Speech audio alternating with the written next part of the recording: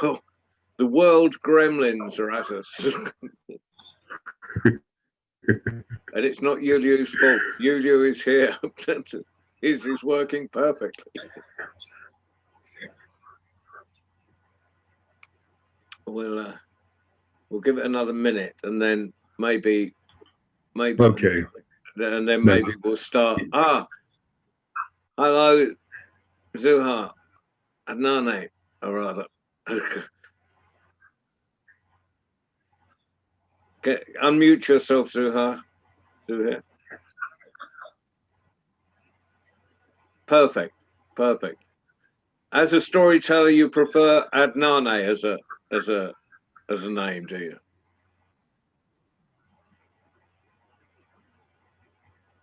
Can you hear me? Perfect. We can't get any sound from you at the moment. We're not hearing you. Speak.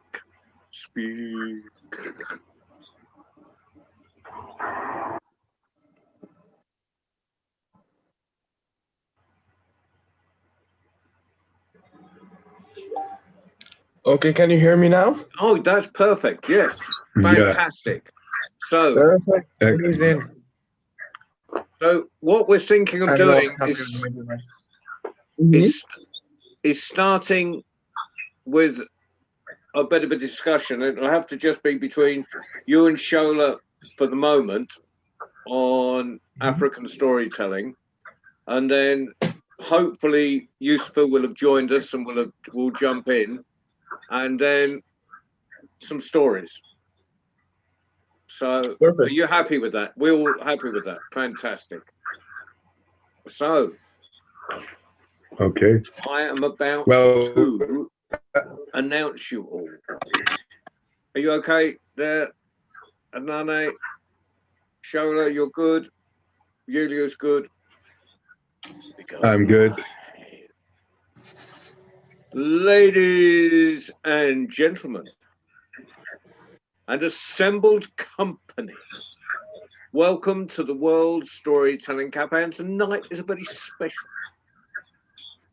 It's here in the UK. It's Black History Month, and as part of that celebration, which actually I think we should celebrate all year.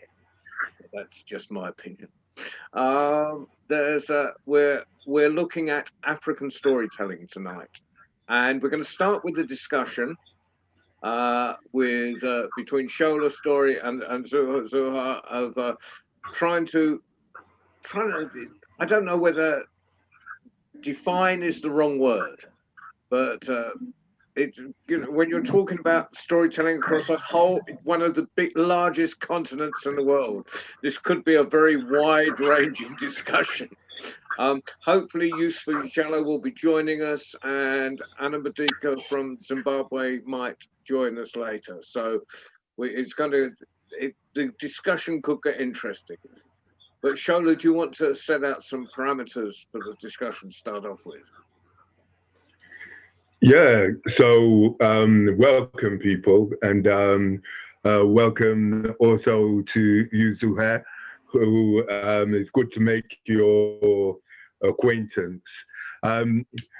So African storytelling, the way that I see it is that it is humanity's first education medium, that in the ancient times, stories were more than stories. Stories were wisdom carriers. Stories were the way in which people would express aspects of their culture and teach mores and values, and also take people through stages of life, through initiates to them, and that iterations of a large story being part of the initiation cycle for a particular people. And as John correctly said, stories if we talk about African storytelling, it's so many different influences in Africa, from the Bantu influences to the Nilo-Saharan influences, and there's Arab influences, and all types of Berber influences. You know, there's so many things that make up what we call African storytelling. And do we focus on the San people in South Africa, for example, or on the Yoruba people from which I come, which are all aspects of African storytelling? So perhaps we can look for unifying themes in African storytelling. Perhaps we can think about what impact stories from Africa have had on the imaginal sphere, if you like, on the rest of the world, the way in which we imagine things. Because sometimes I look at Hollywood stories like the X-Men, and when I look at the X-Men, I translate the X-Men to the Yoruba Orisha, which are, if you like, very similar to the Greek deities, and there's so many stories relating to them, and they have powers very similar to those of the X-Men or of the Marvel superheroes. So I'm interested, as you can see, in a very broad-ranging understanding around African storytelling, but perhaps if we can hone in on particular themes, it will make more sense to the listeners, and we can discuss them on that basis. I was wondering, Zouhair, if you would tell me if I'm pronouncing your name correctly as well. Yeah, it's if Zouhair. you have any specific thing. It's Zouhair. Zouhair. Actually, something funny about my name is that whatever way you say my name, it's the correct way. So yeah, just be comfortable using my name. Okay. I guess you asked me a question. Can you say it again? Yeah.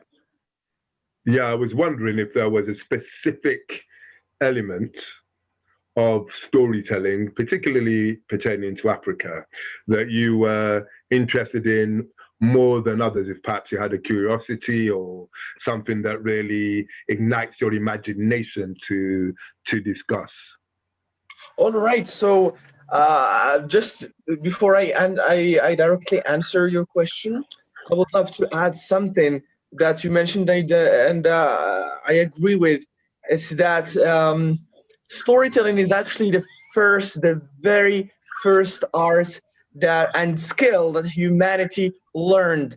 So people has been telling stories from the very beginning of the world. So people learned to tell stories before they learned to deal with each other, because this is the way they communicated, and this is the way they introduced themselves to the others. And something about Moroccan storytelling, and Moroccan storytelling, of course, is a part of African storytelling. Actually, one of the themes and major things that really um, interest me is the imagery of women. So basically, the stories and specifically Moroccan stories, they deal with women in a very special manner. We find like typical images of women in stories. So there is of course this evilish old woman, and we have this beautiful woman that is basically she's not really in control of her faith. It's always a beautiful woman that is not in control of her faith. And even if it's a woman in power, there is always at the end a man that overpowers the woman somehow. So basically, if a woman is in power at the beginning of the story, whatever story we take, we see that she's in power, but she's described in I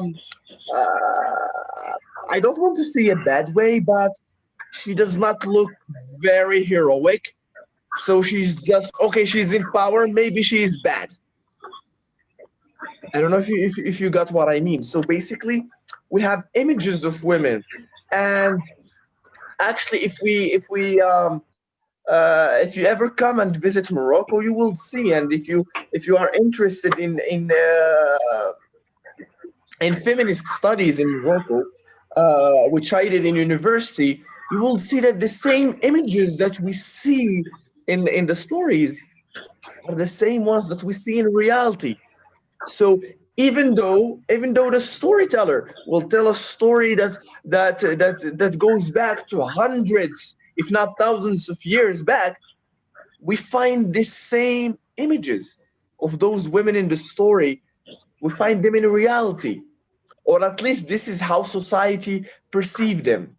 And the same thing Mhm. happens to male characters. The male characters are treated different. And also when I've been studying, I mean, the way storytellers deliver stories, when they describe a man, it's very different than when they describe a woman. I mean, the funny part is that even female storytellers will describe female characters in stories the same way a male storyteller would do. So it's kind of inherited between generations, not only genders, but generations. And here, Mhm. one of the questions that I have in mind is that what defines us? Is it the stories or we define the stories? So if we are the ones that define the stories, it means that we can change the stories. We can change the way we say the stories.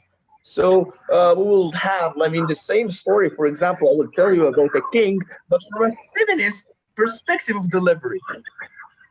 But if it's not the case, it means that the stories define us. The stories that we tell, our past is the one that give us sense of identity. So what what is your take on this matter? Well, that's an interesting one because I do think that stories are, if you like, repositories of culture, and so therefore will, of course, be um, influenced by the cultural norms in which they are set. So if they are in a culture that is predominantly patriarchal, then they will reflect that patriarchy in the way in which they are conceptualized and also in the way that they are told. And it's very interesting because in the culture that I won't just say West African. If I say specifically Yoruba, then I'm on safe ground because I'm talking about the culture from which I personally come. And in Yoruba stories, particularly the Orisha stories, those stories are aimed at elevating consciousness. And in those stories, the woman is actually often presented as a hero or a heroine. And the women amongst the Yoruba, the archetypical women in particular, are very, very powerful, very, very powerful. Not to be trifled with at all. Not to be trifled with. And this is interesting because in Yoruba culture, women are not to be trifled with at all. There is a saying that if a man argues with a woman on a woman's terms, that he must surely lose, and that a man should always withdraw from an argument and go and do something else. Usually, the thing that the woman was talking about, because in Yoruba culture, the economic foundation or basis of Yoruba society for a very long time was actually the market women. And they had a network that spread across the Sahara.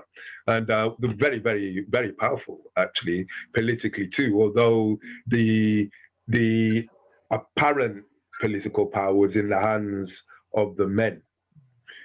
But underneath that was definitely the power of the women and the women. So there are stories in which the woman not only is powerful but actually destroys um, the if you like you if I use your terminology, then I suppose that the woman would be very pleasing to people who have a feminist perspective because she messes up the men in the end, you know.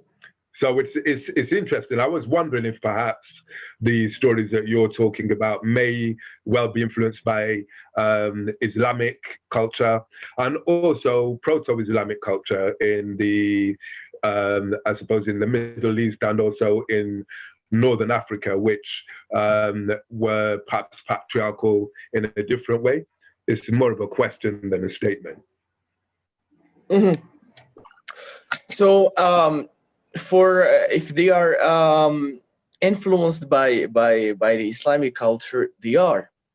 But the thing is that something that I really realized lately is that we are the ones that influence the stories. Not the stories get influenced by a certain culture, because uh, uh, stories. I mean, the templates of the stories are there, but if I tell the story, I give it my identity. For example, there is a king and there is a queen and there is a lumberjack, and something happened between all of these three, and there is a beautiful story. But as a Muslim, as a Moroccan, I will use Moroccan names, and they will use Arabic and Islam related terminology. So I am the one who gives my identity through the story. This is also something that that I want to pinpoint, and also for women. And honestly, I don't know if it has a relationship to Islam or not, but generally, in Moroccan stories, women are presented to be smart, either tricky or smart. It's very rare that you find a woman that is presented to be somehow the stupid or ignorant. So Mhm. women in our stories are presented to be smart, but the focus of the story is not on the women. That's the difference. So there is always the male dominance in our stories. I mean, also in Islamic storytelling. I mean, in preaching, when they see their da'wah, when they introduce Islam to people, they don't really tell stories of female influencers of Islam. They always put the focus on on the male part. So women are Mhm. rarely Mhm. used. They are used not to uh, not to establish a new point, but just to convince people if they are not convinced with the male story. So they will use a Mhm. woman. Oh no, there is a woman. This one did this and that, but Mhm. she will not be the focus of the whole storytelling. She will always be in the margin. She will always be marginalized in stories, be it political, be it religious. Somehow we don't really know what influences the stories, because at the end of the day, it's individual influence. It's the Mhm. storyteller, the one who is speaking or who is telling to people. He's the one in charge of the story. So if you Mhm. are, I Yes. mean, if you are more or less someone who supports equal rights, and you really want to influence others, your audience, you will tell your stories in a different manner, Yeah. regardless of the cultural background of the story. Because at the end of the day, it's your words. You choose the words, because a template is always Mhm. there. Yeah. Mhm. Brilliant. Mhm. Yeah. Uh, just to Yeah. cut in quickly, Usifu Mhm. is attempting to join us at the moment. So if you could keep an eye out for him, so it would be great to have Mhm. it's got there. Because you two, I mean, you two are holding the fort brilliantly, and it's an incredible discussion. You know, it's about the responsibility of storytellers. You know, it's and how, you know, whether a culture is sort of set in stone or whether it's alive, whether it progresses, whether as we're storytellers, whether we take, you know, say that's how it was told 3,000 years ago, so this is how we should tell it now, or whether we have a responsibility to take the essence of 3,000 years ago and put it into things like Mhm. loads of thoughts there. Hopefully, Usifu will join us in a second. And, do you, Mhm. Actually, yeah, John, your point is really interesting because storytellers are more responsible of humanity more than any time in the past. Uh, because I mean, their importance is really shown in the fact that kings used to have a lot of storytellers in their palaces because they were, I mean, in Morocco, they were called mu'annis. Translation of it is the entertainer, the one who entertains the royal family and specifically the king. But this entertainer is not only for to make the king laugh, but to make him understand, because kings and queens and ministers back in the days, they will not roam around and know everything in, I mean, what is happening in their cities, how their people see them and how do they feel about the royal family. So the storyteller was loved by the royal and the rich families and the poor ones. So the storyteller will go and roam around cities back in the days and listen to people, look at them, and just form stories out of their daily lives and make sure that the king really understands how they feel, and vice versa. So people will know, I mean, a lot of things about royal families. It's also political. So the storyteller, if he has a bias to the royal family, it will make sure that his audience really love the king or love the queen. So they play a really important role, and I think this it exists in a lot of cultures. Also in the English culture, we have the fool. So the fool is always with the king, even though he has a very funny and silly character, but he plays a very important role. I've got a request from Baden. Uh-huh. Would it be possible for you to illustrate the point of how the teller can change the focus or impact of a story by telling a story? An example. Welcome, Usifu. Brilliant. So Sola and Zouhair have been running an amazingly wonderful conversation on the portrayal of women in stories and so forth. So and we'll let you get your breath back. If you've got Yeah, a short I'm story ready. that could, it's a request from Baden, that Mhm. illustrate how you might take a story and change the emphasis to. That's the question. All right. That's the question is how you take Yeah. a story and you change the emphasis. No, the question Yazoo has been talking about in Moroccan stories of how women are down, and he's talked about how you can how the responsibility of a storyteller now, um, and Baden has asked the question.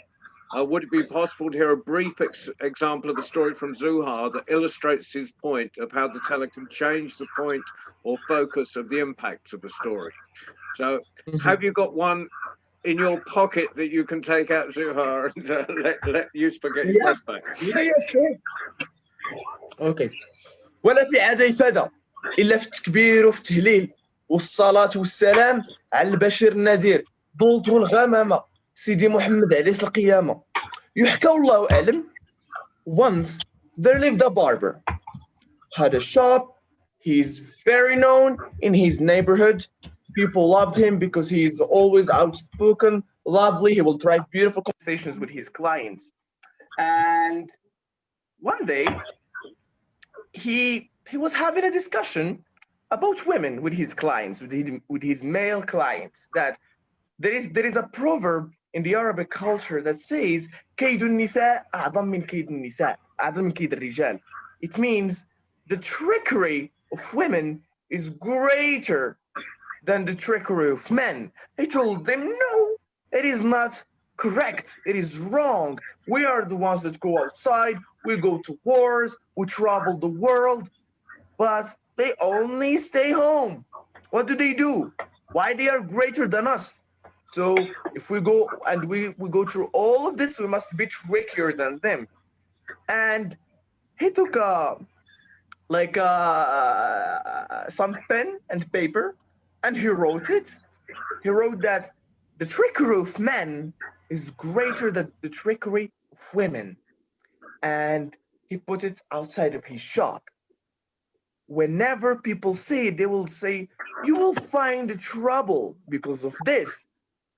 This is the logic of humanity. I mean, women are trickier than men. They said, no, I take the full responsibility. One day, one morning, he had a very quiet morning, no clients yet. It was just cleaning and organizing, tidying up his shop. Then a beautiful voice in his shop said, Salam alaikum, sir. He turned around and he saw this beautiful lady. Super beautiful, very pretty. He said, oh, wa alaikum salam. The shop is for men. How can I serve you? And she told him, I'm wondering, are you the one who wrote that quote outside of your shop that men, their trickery is greater than women's trickery? He said, yes, I do. He said, I take you for a brave man. You are super brave. And he told her, yes, I know, thank you. So at least, I mean, you are a woman and you understand me. She said, yes. And because of this, I want to marry you. He told her, me? Marrying you? I mean, he could not believe his eyes and he could not believe what she heard. She told him, yes, but you have to go and ask my hand from my father. He said, okay, who is your father? Do I know him? Does he have a shop? Does he have something? And then she told him, no, my father is the judge. He took a deep breath and he said, the judge? Your father is the judge. There is no way in this life that your father, the judge of the country, will take me as his son-in-law. He said, well, I am his only daughter and he will not refuse you, he will not reject you if I accept, if I tell him to do so. And then he told her, can you do that? She said, yes. He told her, well, tomorrow morning I will go visit your father and ask your hand. She said, okay, tomorrow then. So that barber closed that day, he bathed and he bought a lot of fancy clothes. He prepared himself so well. The next morning, he went to the court. He found a judge. Your Highness, I want to ask something from you. Oh, yes, son. What is it? He told him, I want to marry your daughter. I am in love with her. He said, do you know my daughter? Have you ever seen her? He said, I mean, he got scared. I mean, if you see his daughter, maybe some troubles will be along the way. He told her, no, I just love her. And then he told her, but do you really want to marry my daughter? He said, yes. And then he told him, well, if I'm going to accept you as my son-in-law, you have to sign a contract that says, if you ever ask for divorce, you lose your head. He immediately thought, I mean, she's so beautiful. Look at her. I mean, why would I ask for divorce? And he said, yes, give me that piece of document. And he signed it. Then there was a marriage ceremony, and the night comes, and the barber should go and see his wife in her chambers. So some guards escorted him to the chambers. It was a beautiful dome, very big. And he found the door, and in the door there are a lot of curtains. He will remove the first one, the second one, 7 curtains along the way, until he reached his bedroom. Then there was no one there. It was an empty chambers. Then he was just shouting, "Where are you, my beautiful wife? I'm your husband now. Don't be shy. Where are you?" Then he heard a very tiny voice. "I am here. Come closer." "Oh, where are you? Are you playing hide and seek with me?" "No, I am in the bed."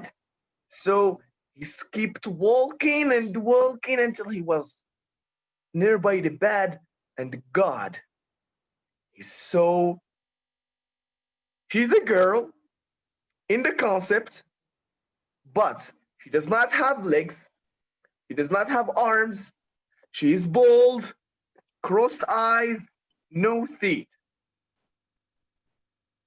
"Who are you? Why are you in my chambers? Where is my wife?" "I am your wife. I am the judge's daughter. Come here." He told her, "No, no, no, no, no, no, no, no, no. I'm not ready for any tricks. I want my wife, the one that I saw in the shop. You see me? I don't go nowhere. I'm always here in my chambers. You're my husband now." "No, I am not. Do you happen to have any sisters?" He said, "No. The judge only has one daughter, and it's me, it's myself." And then here the barber, he really understood what was going on. Maybe the woman he saw in his shop is playing a trick on him. So the barber waited until the morning. Now he's stuck. If he asks for divorce, he loses his head.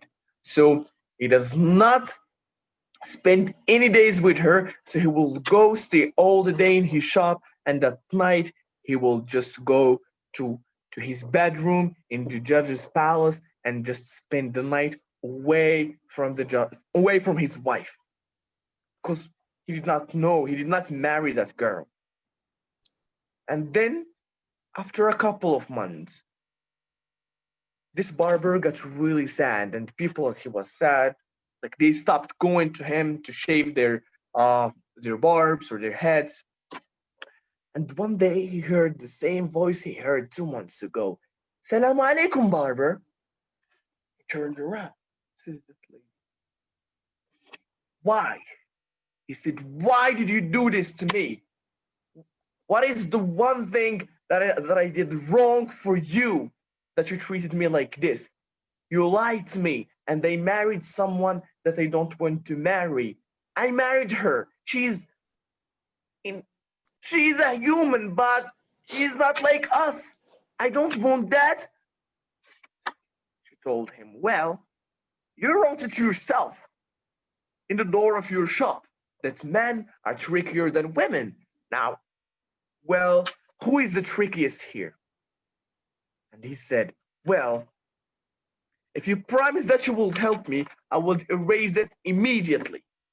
She said, "No, I don't want you to erase it. I want you to correct it and keep it there as a lesson for everyone." And then he removed it and he wrote that the trickery of women is greater than the trickery of men. And then she told him, "Now listen to me. What I want you to do, I want you to go to the souk, to the market, buy a donkey and a drum, and go pick your wife, take her outside, and just beg with her. Just keep begging all over the city, because the judge, I mean, he does not want anyone to see his daughter in that way. So he kept her discreet in her chambers. If you do that, he will ask you to divorce her. But if he did ask you to divorce his daughter, you ask for money." And that's what he did. He went, he bought a donkey, and he bought himself a drum. He he took his wife, put her on the donkey, and he went in the middle of the souk in the city and saying, "Who will provide for us? Dun dun dun. Who will provide for me and the judge's daughter? Dun dun dun." So people gather around the judge's daughter. Who is she? He doesn't have a daughter. Who is she? And then people started talking around. The judge got the information that his daughter is outside being begged with, and he immediately sent guards to take his daughter and her husband and bring them in front of him immediately. So the barber was in front of the judge. He told him, "What is the meaning of this? Why are you taking my daughter and begging with her?" He said, "Well, I'm happy with my wife. I love her. And didn't you see? She was so happy outside. I mean, we are a lovely couple. We are living the days of our lives. We are beggars, but we are happy like this." Then he told her, "No, you are happy. I'm not. She's my daughter. And I'm going to ask to divorce her." "Well, everything has a price, Your Highness. I want you to give me 20,000 coins." And back then, 20,000 coins, it's a lot of money. It's like a jackpot. So here, he accepted and he divorced her. And he went back to his shop very happy. 3 days passed and he heard another sweet voice in his shop. "Salaam alaikum, barber.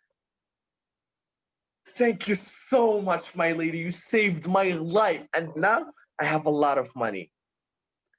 She said, "Well, I hope you learned your lesson. But here, why I came here, not to tell you that I am proud of you, but to tell you that now I do accept you and I do want you as my husband because you listened to me. And everyone says that a happy wife is a happy life. And maybe you can marry each other. We have a lot of money right now." Then he married her and they lived happily ever after until the end of time. And this is the end of my story. Thank you so much. Thank you. Thank you. Usifu, you sort of came in at the beginning of that. That was the end of a really long discussion between Sola and Zouhair. Sola, would you like to ask Usifu and bring him into the whole conversation about African storytelling? So have you got a question for Usifu? So I'm not defining. Well, if I make some statements, I'm pretty sure that Usifu will bounce off the statements that I'm making and bring his own perspective anyway. So thank you very much for that, Zouhair. That was very, very interesting. I knew that as soon as he put that sign outside the door, unmute himself so he can interrupt you. All right. Oh, yeah.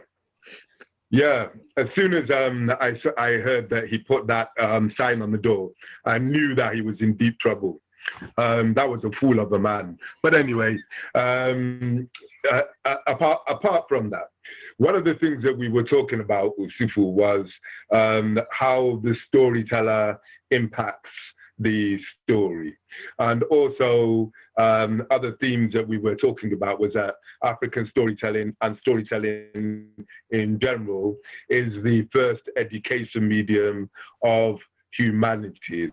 The first way in which we organize communication and organize diplomacy through storytelling. And that Zouhair was saying that women are often the subjects of, well, they're often the objects of stories in Moroccan culture, but very rarely the subjects.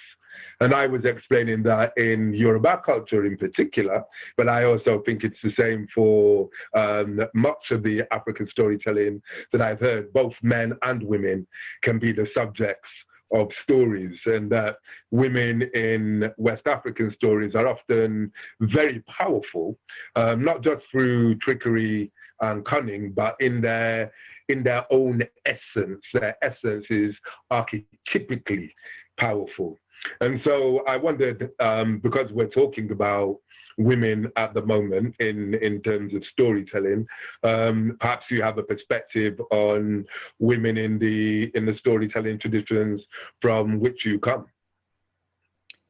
Thank you so much. And of course, apologies to everybody that I arrived much later. I just got sucked into editing a storytelling video, which I'm supposed to be posting out soon. So that really just took my mind totally off. But this is a very interesting subject you're bringing here, looking at the role of women. I mean, just I think yesterday or today or so is the Day of the Girl Child, like globally, and there's a lot of things on social media talking about the girl child and celebrating them, blah blah blah, and so on. So there's that happening at the moment. So discussing women in storytelling is a very important subject at this very, very point. Now, if we go all the way back and we begin to check African storytelling, you will begin to see that from the spiritual right across to the social, you'll find women prominent in many of these stories told. Now, in let me go all the way to ancient Egypt. The River Nile, the goddess of the River Nile, is called Hapi, a giver of life, from where we have the word happy, to be happy, the one who is a zest of life. You got that? If you live there, and if we just take just that element of water alone, right, we could expand that everywhere and begin to see 75% of our body is water. Before a child is born, is water. The semen, it goes in, is water. So feminine angle is very prevalent in the stories that we tell, and even in the story of life from an African perspective. Mm-hmm. Now, when you leave the spiritual end from Egypt, there you come all the way to the Yorubas in Nigeria, you find there Yemoja, again another goddess again of the water, and there's tons of stories of the or Oshun. Some people will say Oshun as opposed to just Yemoja. So you'll find many there. Talk about Oshun and Shango and all of them, and constantly interacting with each other, similar to if you take these stories of the Greek stories, where you have, these gods fighting over a goddess and competing who's going to marry her all the time. You've got those similar pantheons of stories right down there in Nigeria. Leave there, you come to Sierra Leone. No, let me leave Sierra Leone. I'll come to Sierra Leone last. Let's go to Gambia and Senegal. Now there, you find stories that are of mothers and emphasizing the importance of mother and respecting your mother all the time. But you also find stories that are of women in polygamous relationships, where you find a woman who is, not so kind, and you find one which is very kind, and you have those kind of stories that are happening. In fact, a very profound story I heard from somebody who's also from the Malinke region in Sierra Leone, again, of women. If I may share that story. If I'm talking too much, tell me, okay? But no, please. Share the story. Share the story. All right. Now, I'll share this story with you. Now, this story says there's a man who married, two women, and then the first wife became very jealous of the second wife. Like, so jealous that when time came for farming, usually it is the man who gets the land and brings it over so that everybody can farm. And because the women takes care of the farm. And that's another important thing in terms of the women there. They control the economy in the traditional sense. They control the economy. They handle the farm and the produce of the farm. So he goes to get the farm, like to plow the field, do the hard labor, and the women sow the seeds. But when he came with the land, the eldest wife says, "What do you mean? This kind of land you want to bring to me? Please, I beg you, don't bring this kind of nonsense land. This land is only about 2-3 years old. No, I want land that is many, many, many, many years old." And so the man thought, oh, so he traveled. He came all the way to England he found land that was 200 years old. And he folded up the land. He carried it on his head and he went home and he said, wife, look at it. And the wife said, me, 200-year-old land with ice block on it. No way, not for me, please. I beg you. Take it somewhere else. And the man thought, what is this? So he traveled all the way around. He traveled far east, far west, wherever he could go, and he found land. And this land is like over 1,000+ year old. Nobody even remembers how old this land was. He wrapped it all up, folded it up very nicely, and he carried it on his head. And he came and he put, and the wife said, hey, this is the kind of land I'm talking about, not that kind of nonsense. What's your problem? So the wife, time came now to sow the rice seeds. And so the youngest wife, who is not familiar with growing, rice very well, she went to the to the first wife and says, please help me. How do I, grow this rice? And you don't know? Oh, but you know how to marry, eh? And you do not know how to grow rice? Well, I'll show you something today. So the wife says, well, the best thing for you to do, the best thing for the rice to grow, boil the rice. Boil the rice very nicely. When it's all boiled, you can go and scatter it in the field and it will grow. And this, second wife does not know any difference. So she went, boiled the rice, took the rice to the farm and scattered it. And of course, the first wife is like, let us see you. So scattered it. To everyone's amazement, the next day, the rice sprouted. I mean, it grew. In a week, the rice was matured. It was so wonderful. And the first wife was like, how is this possible? This is not going to happen here. The first wife got so angry, so jealous. She called all the different witches and wizards. And she says, today, somebody is here to challenge us. We are going to that rice farm and we're going to destroy it. And they said, well, what shall we do? She says, I'll show you all what we do. So nighttime, all the witches and wizards gathered and they went straight to the farm. And as they got there, they removed their human skins and they borrowed skins from the hare. And they put on the hair. I don't know, it's the rabbits, but you guys know what I'm talking about when I'm saying hair. Right. So they borrowed those ones and they took their human skin and put it in the lake nearby. And they entered the rice paddies. I mean, they nyom that thing, they ate. The next day, they did the same. When the woman came, she saw her farm and she thought, what's happening with my farm? Why is my farm, all the rice is going? So she went to a wise woman, old woman, asking for advice. And the old woman says, you know what? He said, you see that little lake that is near your farm? I want you to go. Take hot Kenya pepper. Hot Kenya pepper. Take it. Go and scatter it all in that water. And the next day, go and check and see what you'll find. And so, this woman went and did exactly that, put the hottest of Kenya pepper in that lake. And of course, nighttime, all the witches and wizards gathered again to go for harvesting. Hey! That day, it was not funny in that farm. Monto, they eat up. And by the time the rooster in the morning is going, and in fact, even before they say Subha, before the Muslims are calling Allahu Akbar, and the rooster is going, and all those pastors are going, hallelujah, hallelujah. All of these witches and wizards, they gathered together, they went and removed the rabbit skin or the hare skin, put it aside, and they took their human skin from the peppered lake and put it on. When they put it on, their body was on fire.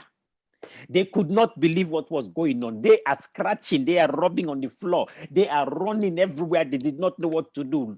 Early in the morning, people were passing by to go to their farms, and they saw all these people running on the floor. Now, I don't know if you know this, but in West Africa, we have a leaf. It's like those scoring pads, when you the scoring paper or the sandpaper, like sandpaper. This leaf is exactly like that. You can take it actually to sandwood. They were scratching their body with this leaf just to get rid of the body, the pain their bodies was feeling. Well, when people were passing by, they saw them and they said, what is this? Well, As the sun came up, the sun started getting hotter and hotter and hotter. And these, all of them, they could not stand the heat of the sun. And so all of them ran away to find somewhere cold to stay. And it is said that's how Europeans came to be. Now, that story was told to me in a village many years ago by an old man. And but the point is that any significant change within the African society is engineered by the woman. And that's very, very important when we're looking at African storytelling. Any significant change. The Asante Hene in Ghana, who is like the king, is appointed by the woman. Many of the deep, institutions, if I may use that word, institutions within Africa, women are the very first that is honored before anything else. There was a Ghanaian man who married a German woman and brought her over to Ghana. And he was a king. He had become king, and now, of course, the German woman has to become the queen, like an Asante Hene. And she said, what was told to her before of women within the African narrative. She says somehow she does not find this to be that true, because everything the women want done gets done first. She says she does not understand how it gets done, but it gets done first. And this is reflected in every single story. In Sierra Leone, in my own culture, the Limba people, when we talk of women in stories, it is constantly men who are going to compete for the women's hand in marriage. In fact, we say God gave men only two things: rice and palm wine. The rice is to harvest and woo the women, and the palm wine is to drown your sorrows when the women give you headache.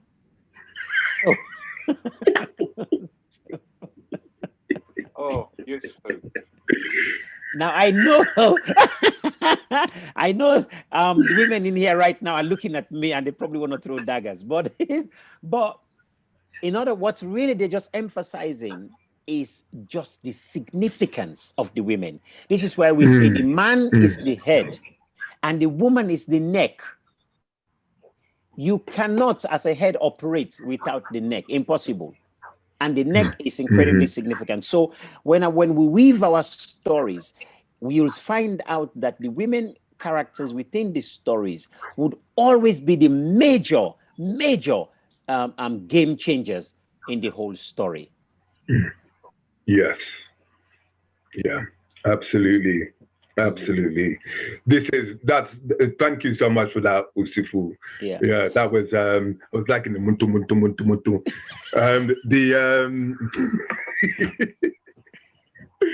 It's very interesting. The story you told it kind of reflects something of the story that I also have in mind to tell. And it takes a slightly different emphasis. Actually, this one is about the goddess or the deity. We call them Orisha in Yoruba. Oya. So Oya is the power of the wind and the lightning. So in Marvel, Oya is represented by Storm in the X-Men, but that's Oya. Oya is far more powerful than Storm, because Oya has many different aspects that Storm doesn't possess, but Marvel does represent an aspect of Oya through Storm, and it's no mistake, because Stan Lee did some research, and it's no mistake that Oya and Storm that Storm is represented as a black woman, because Stan Lee knew that is the tradition of the Yoruba around Oya. So in Africa, as many people will know, men often have more than one wife. And in the West, that is seen in different ways. People engage with that understanding according to their own perspective.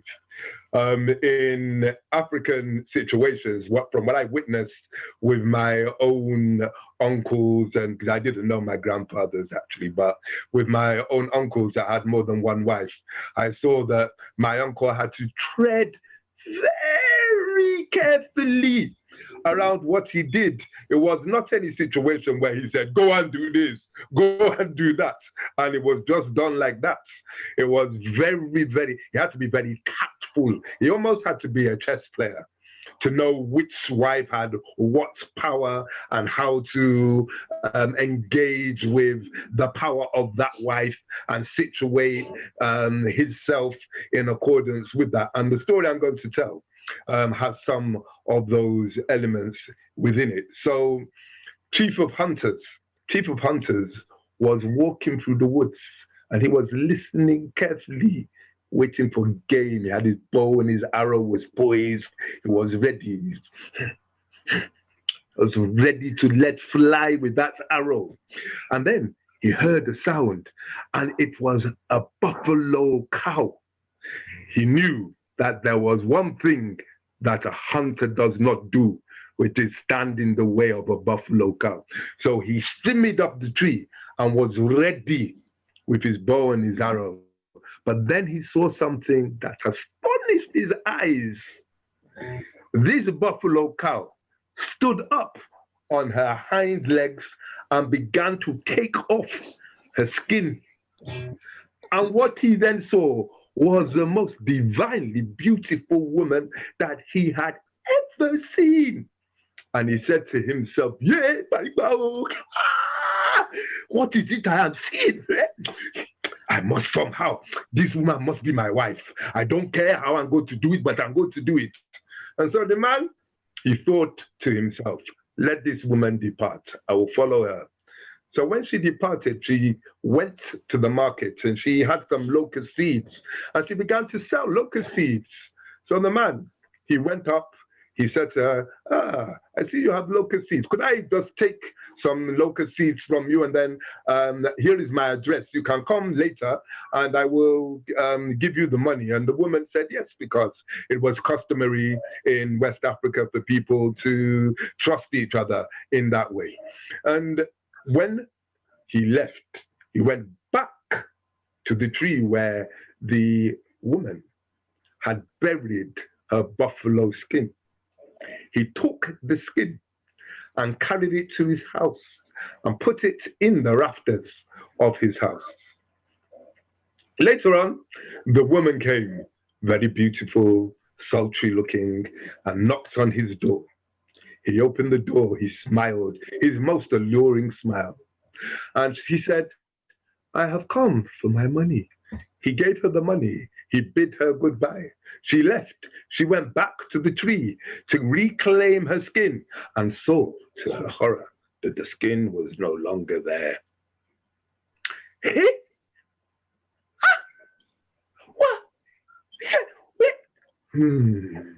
Somehow, I suspect that hunter. I believe it's him. I'm going to go and find out. So she went back to his house and she confronted him with her knowledge. And he said, hey, you know, it's actually true. I have your skin. I have your skin. But please, I must ask you, please, will you marry me? If you marry me, you can have your skin. But please, please, I beg of you, just marry me. And she looked at him and she said, yes, I will marry you. But one thing is this, you must never tell anybody who I really am. Nobody must know that I have a second nature. If you agree to this, I will marry you and we will be happy. So the man said, yes, I would definitely agree to that, and thought to himself, what a simple thing she is asking. She's so beautiful, she's gorgeous, and all she wants me to do is keep quiet. It's easy, I will do it. So the man and the woman, they lived happily together for many years. Now, what I should tell you is that this man had more than one wife. He had wives. And the rest of the wives, they were not happy about this newcomer at all.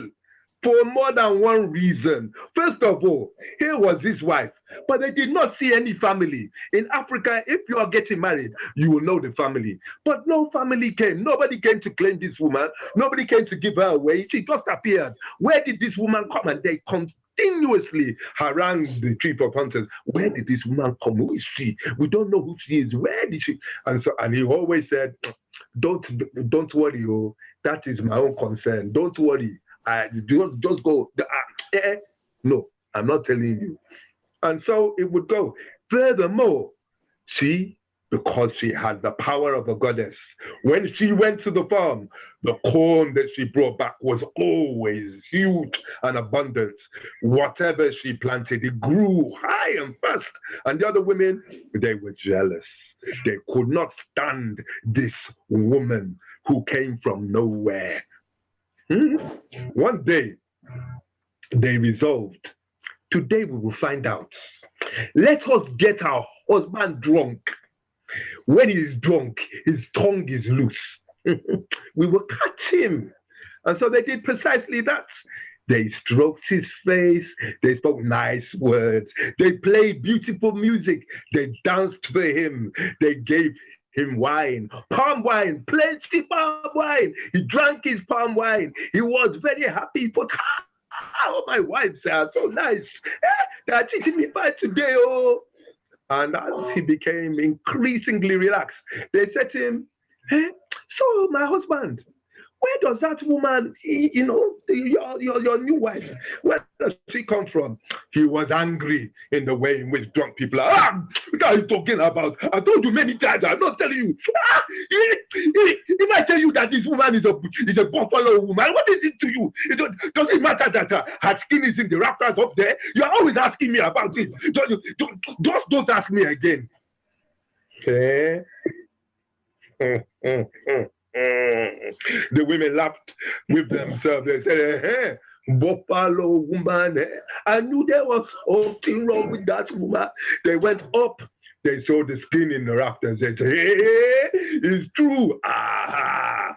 The next day, when they all went into the field, the wives were talking loudly. As the younger wife passed, they would say things like, I smell something distinctly bovine. I'm not sure what it be. What is that? She has a very cowish look. Look at the way she's chewing. It's like she's chewing cod. They were just ribbing this woman. And as they did this, she began to realize that, they know. That means he told them. She turned round. She went straight back to the house. She climbed into the rafters. She put on her skin. She became Buffalo Woman once again. And she rampaged through the farm. When she saw the wives, she dealt with the wives. One, two, three. The wives, they were finished. She saw her children saw her. They ran screaming in terror until she said, it's me. And she peeled off a bit of her skin so they could see her face. When they thought it was their mother, she said, come. She broke a piece of her horn. She said, hold this. If you are ever in any trouble, call me. This name, oh yeah, this name, Yansa. That is who I am. I will come. Then she went to look for a chief of hunters. She ran, and the sound was thunder as she ran. And she ran, and she ran. She saw him. He saw her coming. He saw his life. He saw his past, his present, and his future in one. He knew what time it was when he saw her. But he began to praise her and extol her virtues. Oh, Buffalo Woman, the greatest and the most mighty of all women. There has never been a woman like you, who is like unto you, daughter of the wind, the power of the night. You it is who guards the doors to death. You are the mighty, the holy, the immense. Oh yeah. When he said this, she thought to herself, this man, he has not been bad to me really. Should I just kill him like that? I'm not going to do it. So she broke a piece of her horn and she said to him, if you need me, call me this name, Oya. Call me this name, Yansa. I will come. And so saying, she disappeared off into the woods. Now that story is a story that also has a meaning, and the meaning pertains to the reality of how the feminine is the doorway into the spirit world. Usifu mentioned happy, but also if we go to ancient Egypt, we can talk about Aset, who always carried a stool, a throne on her head. That throne is a symbol of meditation. And the idea of meditation is that it is a feminine act that takes us into the spirit world. In this story, the other women were those voices that can confuse the consciousness. The chief of hunters in that story was the will, is represented as the will, that which gets things done. But the divine connection is represented by Oya. And Oya is also the guardian of the dead. That is why she deals with life and death so decisively. It is said that if you are engaging with Oya, you must have absolute fidelity to the truth. Because if you engage with the spirit of Oya, which is of the storm, and you do not have fidelity, then you yourself will be carried away in the storm. And the Yoruba people know that if you do not have absolute fidelity to your women or woman, you will be carried away in the storm. Your business will be ruined, your life will be ruined. Because as Usifu said, it is the women that control the economy traditionally. So yes, the man has his power, his political standing, but if the women do not back him, that is trouble for him, wahala, na wow, as they say. So that's the meaning of that story. And Zouhair, I wanted to say, I'm glad Usifu told that story, and I wanted to tell that story specifically to say that in African traditions, women are multifaceted. They're very powerful in different ways. And in your tradition, it's the cunning and the tricksterness, the trickery is emphasized, but they are not seen as subjects. But in many of our stories, in sub-Saharan Africa, as they call it, the women are very, very much the subjects of the stories. I don't know if anyone wants to say something quickly, but Sola, you mentioned something about, you talked about the man being truth, the man, being truthful, being, in the story you talked about that and the meaning, of course, behind it. Again, when you go back to, I'll refer again in this case again to ancient Egypt, but the same examples apply in many different places, as Sola has just pointed out. They have what they call the 42 principles of Ma'at. When you check the 42 principles of Ma'at, you'll see there talk about honesty. You talk about honesty, you talk about, integrity. I've never murdered, I've never killed. It's all confidence. It's something you guys can check out, call on Google. You can just put the Ma'at is spelled M-A-A-T.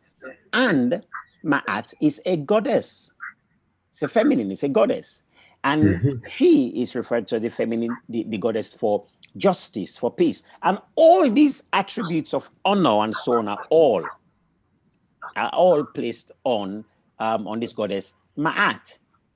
In fact, some people are even saying that it is from those principles that today Christians developed what they call the 10 Commandments. So when you go through that, you see, and again, they put it as a feminine quality. So I guess, you know, for me, just to put it there is just to understand that the feminine issue within the African storytelling context is quite significant. Now, somebody, yes, truth, exactly. Thank you very much, Manuela Kenny. You just put there, Maat. Now, who else asked again? I think it's most men often joke that women are the most powerful, whilst at the same time, this is not reflected in the formal structure, in the formal power structure of the country. And that is so correct. It's Lucy Anderson who pointed that. So Lucy, if you're there, yes, you are definitely correct. But the reason why is we've got to look at certain things here, right? The things we've got to look at here is the African traditional way of family structure, how the power base is, and the Islamic way that came from the Arabs, and the Christian way that came. These have profound impact on how we put family structures today. You would agree with me as well that Europe only just got women voting only recently in politics. When you look at Africa, we had queens and on and on and on and on. So women were pivotal in political and in the power structure. But with the coming of Europe and with the coming of Christianity, the power structure changed. With the coming of Islam, it also changed. In other words, it subjected women, and there's a more deeper reason to that. Within the European system here, you have a harsh system where people who go out to find food are the physically strong. A similar thing happens as well within the desert region. It's mostly the physically strong that goes out. So they tend to take the authority. Whereas within African system, there's not that struggle to go out to find the everyday living because the climate, the weather, everything provides it for you. You go back here, there's a mango. You go this other way, there's cassava. You turn this other way, there's potato. You turn this other way, there's all of this stuff. So the woman does not have to be subjected to say she's less because she does not provide. In fact, she provides. And the man then has a different position, whether it is about the protection as opposed to the provision. Now, so it creates a balance. So women were seen, within the spiritual realm and all this stuff. That's why still we have goddesses in Africa. Still we have goddesses all the way in India. In Europe, we used to have, but all have been witch hunted. So when we're looking at this kind of thing, it goes so much more deeper in the levels. So because Africa has now taken on these two systems from the Arab system and also from the Western system, we have adopted similar cultures as well that generally subjugated women. You see, so I think so when I'm telling these stories or when I'm talking about these things, I always put the African traditional way. And of course, when I'm saying this, Africa is so varied, as you all know, and there's so many varieties. But I can definitely say with clarity that the places where you find the women are really subjected to many I would call it inequalities. Is either areas where there is strong Christianity or strong Islam background. That's where you don't hear. But when you go to real proper African setup in general, you do not find this. In fact, it doesn't even become a subject. It doesn't even become an issue. Everything just functions. You see, it just functions. Can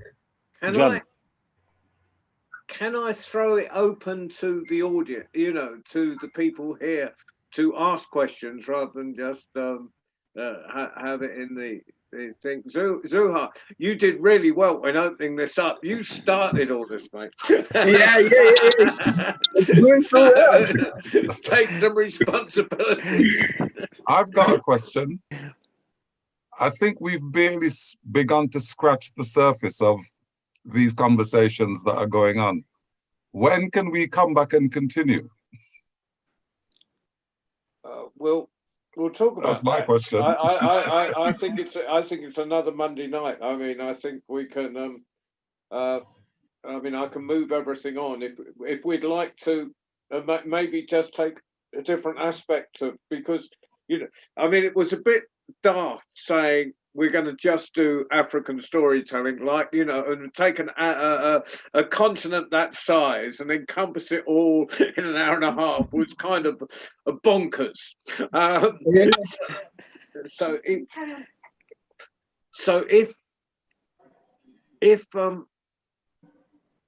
if we'd like next Monday night to carry, are you free next Monday?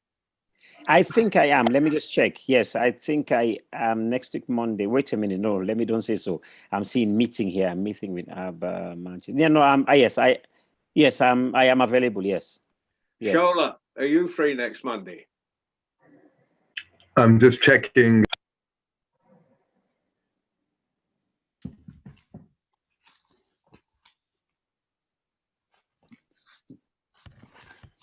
Yes, I am free next Monday. Zouhair, I'm free. you're with it, and I hope I can get Anna Badika on it as well. So it'd be really good to, but she messaged me earlier and said she'd try to get here, but it was like she picked up my message to her last week very late. But it would be great to have Anna as part of this conversation. And maybe we can look at we can either carry on with this aspect, which has got, there's about another 3,000 years here of conversation, or another aspect. But right now I'm going to try open to, I mean, I'm sure Lucy's got 1,000 questions. Amy's gone, unfortunately. But open more questions. But we will carry on with African storytelling as a subject.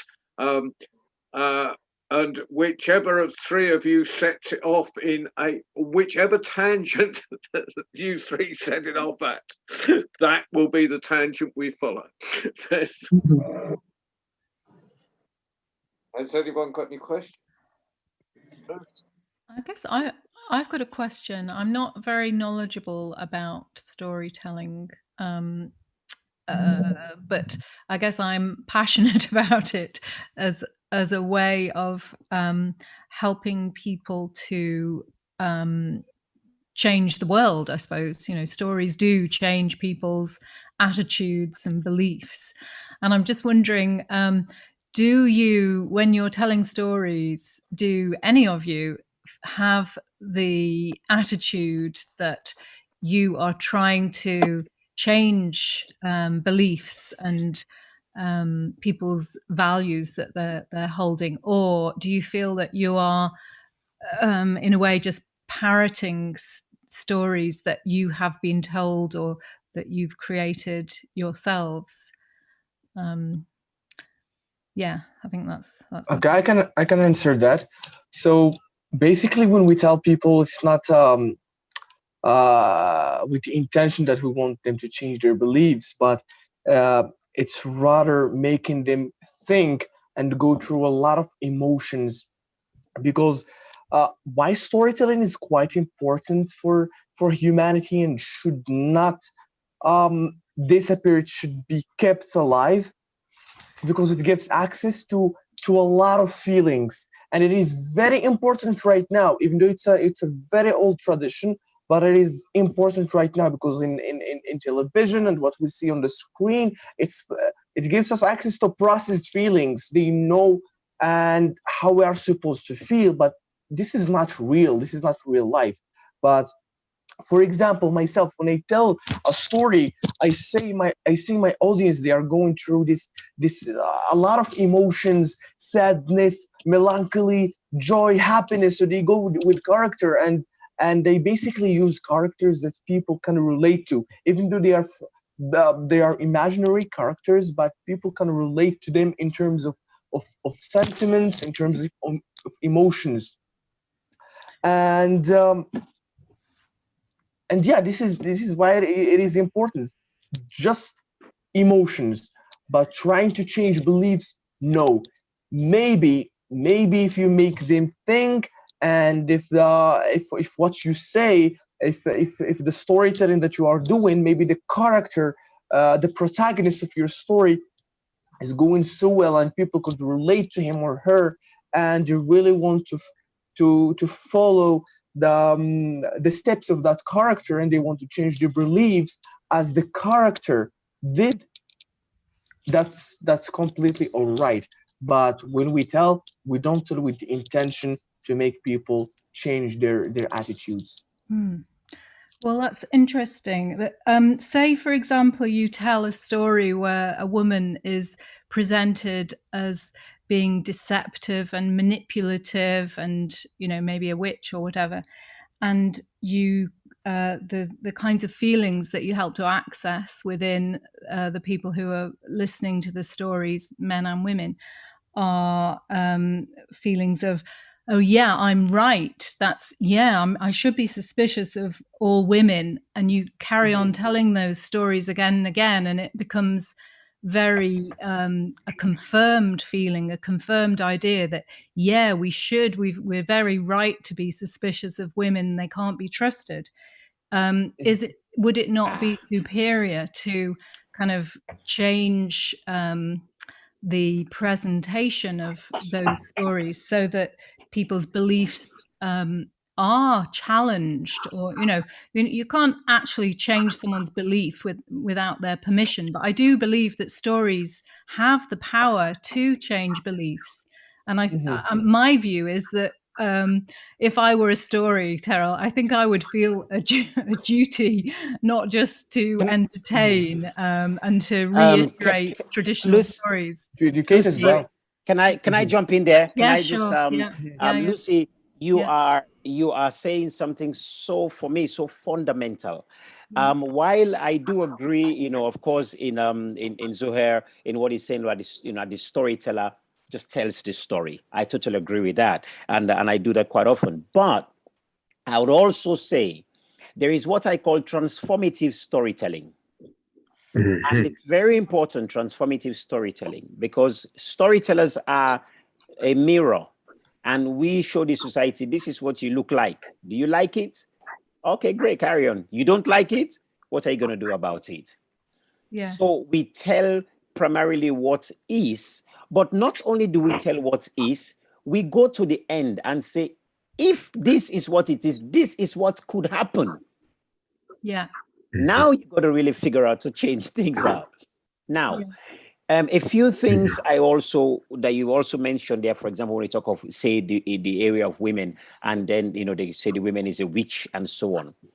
Now, perception is important here, because one might ask, who is a witch?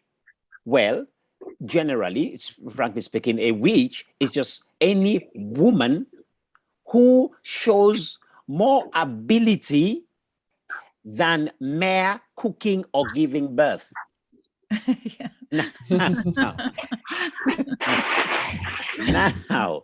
Now, again, so let me take you back to the spirituality when we're talking of water and all those things.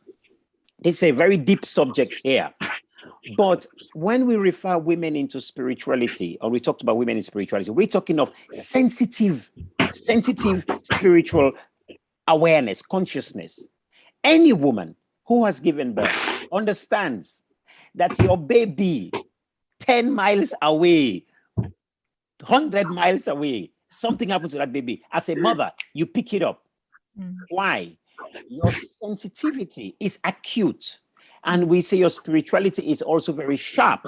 Now, again, I'm talking in terms of the African culture deep here, okay? Because different cultural beliefs can come in here.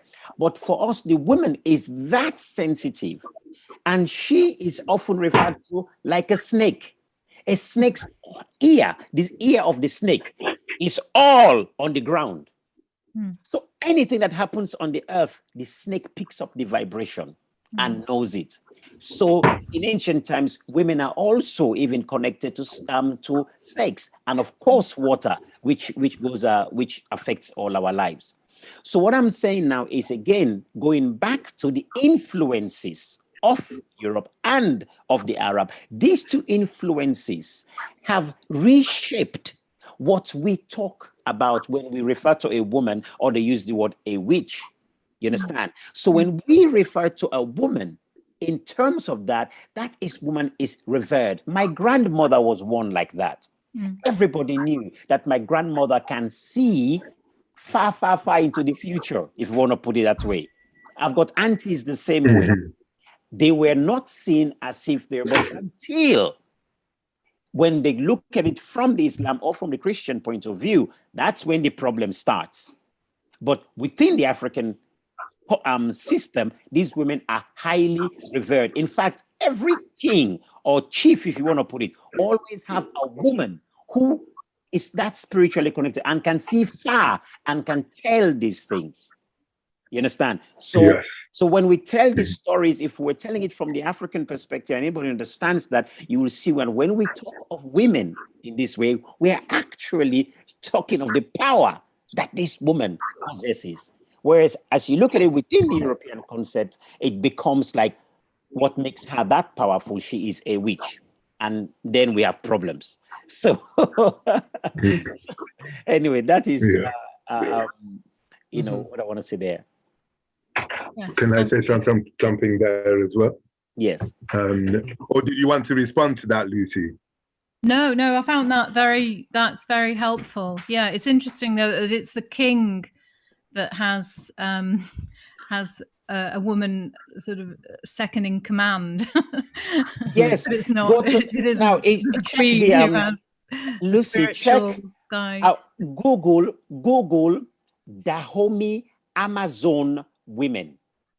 Okay. Google that, Dahomey Amazon. If you can do it now, and you can share who those women are. Okay. Yeah, go G. The Amazons. Yeah. Dahomey Amazon. Right. Okay. I'll look that up. If you Google them, and you will see. Yeah. It's interesting you should say that, Usifu, because also Google Kentucky, Kentake.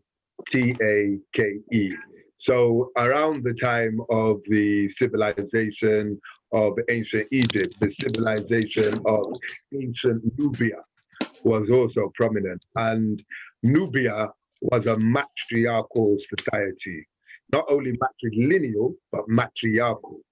And the rulers of the society were kings, but the people that had the power were the queen mothers. And these queen mothers, they were called Kentucky. Very, very powerful. It is the Kentuckys who stopped Alexander the Great, as he's called, at the, I think, the Second Cataract, so that he could not go beyond Egypt into the southern regions of Africa. He had no way to get there because of the power of the Kentuckys at that time. But other things, when I'm just looking at what Manuela said. She said, let it come and let it go. When I tell stories, it's about sharing and letting the stories you possess out in the world. I agree with what you're saying, Zouhair. Unfortunately, I have to leave. But I wanted to also add that, as Usifu said, that yes, at times I will tell stories and I will be just telling the story as it was told to me. But also, I work with children. Because I work with children, I feel that I absolutely have a responsibility to tell the children's stories that, as Usifu said, are transformative in some way. I call it mythic medicine. I tell stories that are like medicine, but in the sense of the Native American medicine wheel. Stories that enable people to access inner power through motifs and metaphors.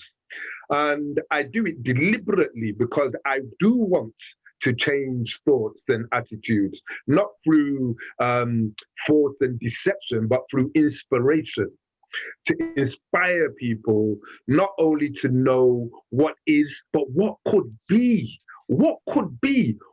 Imagine what could be if you let your deeper, more powerful self reach out into the world, reach out into the future, and bring the future into the present. Imagine that. This is the way in which I tell stories. So when I tell stories of witches, for example, I'm mindful that the witches are not only that witches are not unidimensional, even in the term witches, because there are witches who will sew a centipede into plait a centipede into your hair so that the centipede eats your scalp, and there are quote unquote witches or wild women who will heal you. So the whole thing, as Usifu said, has really been affected, unfortunately, by the patriarchal cultures of the West, which has, because of their dominance over the world, changed narratives even in Africa and in other matriarchal and matrilineal societies today. But my mother told me that, I don't know if you've heard of Fela Kuti, but Fela Kuti comes from the same village as me. And the powerful woman. Fela, everything Fela said and did, it came from his mother. It's his mother he was representing when he was doing what he was doing. And Mrs. Kuti, she formed the Union of Women in Abeokuta. Mrs. Kuti formed this union of women for a specific purpose. You see, the Oba, the king of that region of Ijaye, had decided that he was going to tax the market women. Now, as Usifu said, the market women had a predominance in African culture stretching back into ancient times, and nobody could tax them because they were running the market. It was theirs, they were running it. But this Oba had decided he was going to tax them, and the women said no, but he was the king and he got soldiers and he was going to enforce his will. So Mrs. Kuti got the women together and said, hey, we will deal with this Oba if he thinks that he's going to do what he says he's going to do. So they surrounded the Oba's palace. They were carrying machetes. The way they were talking about chopping him up. But they left him an exit. They surrounded the palace, they left him an exit. The Oba, he left through that exit like, and disappeared. And I tell you that to this day, there is no tax on the women in Abeokuta in the markets because of that, the reassertion of traditional rights. However, unfortunately, not everywhere in Africa is able to reclaim what always was. But certainly, one thing that I will say is storytelling. We say the ancestors will always find a mouthpiece, not only to parrot, but Thank you. I like that. Yeah. Story about Mrs. Coetzee as well. That's cool. Cool, Mrs. Coetzee. Now, gentlemen, I'm going to have to leave very soon because I've got another meeting on in 15 minutes. I think it's time to. We could carry on all night. It's been brilliant. We will carry on next Monday. Maybe going off in a different direction. You know, I mean, we could probably go 200 Mondays. But if you want to carry on this direction, that's fine. But for now, thank you, Zouhair. Thank you, Sola. Thank you, Usifu. And it's been a brilliant evening. I've learned so much. I always learn of storytellers. That's why I live in this world. And thank you for everyone that came.